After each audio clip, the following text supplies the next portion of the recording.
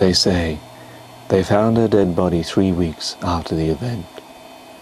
She was just sitting in her rocking chair, clutching the Radio Times, television still blaring on BBC One, packet of peanuts scattered at her feet on the floor.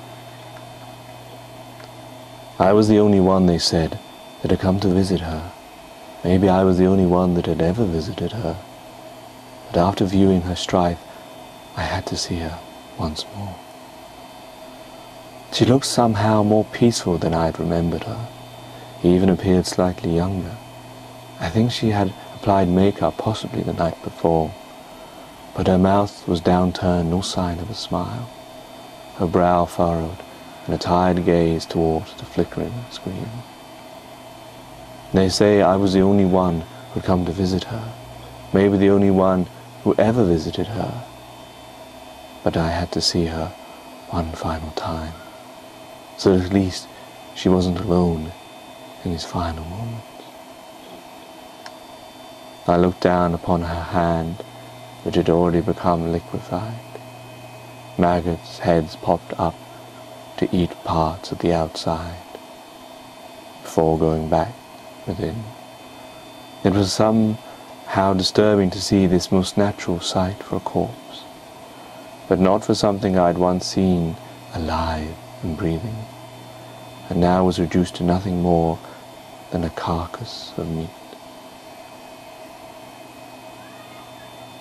I wanted to place my hand upon her shoulder or stroke her lined face, to somehow show some affection for a lady who appeared devoid of it. But I wasn't even family, didn't even really know her. Only saw her a few times at work. So I stopped myself and just took one last look at her before I went away. I attended the funeral, and there I met her estranged parents. They seemed to show the most modicum of emotion towards their only daughter. They appeared quite well off, but were unwilling or unable to support her.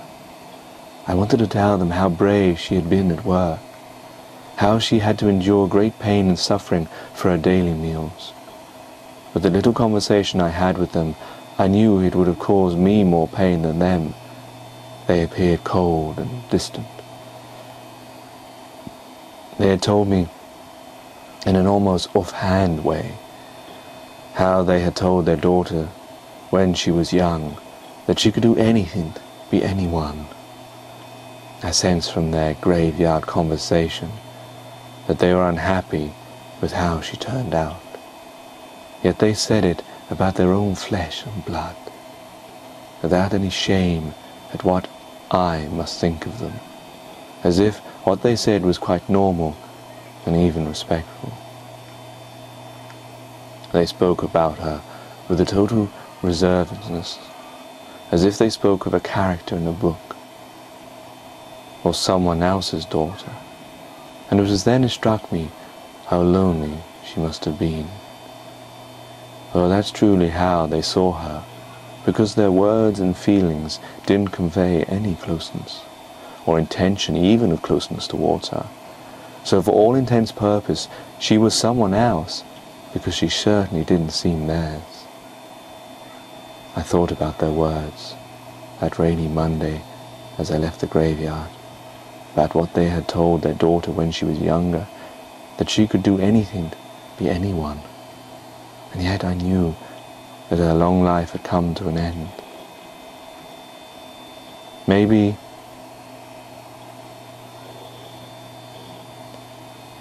she thought that the change would keep her alive, only to find before the moment of death that there were lies, falsehood, that she had a life of bitter sadness and detachment, pain and suffering, till the very, very end. Could it have been that realization in her life that caused her death? I wondered.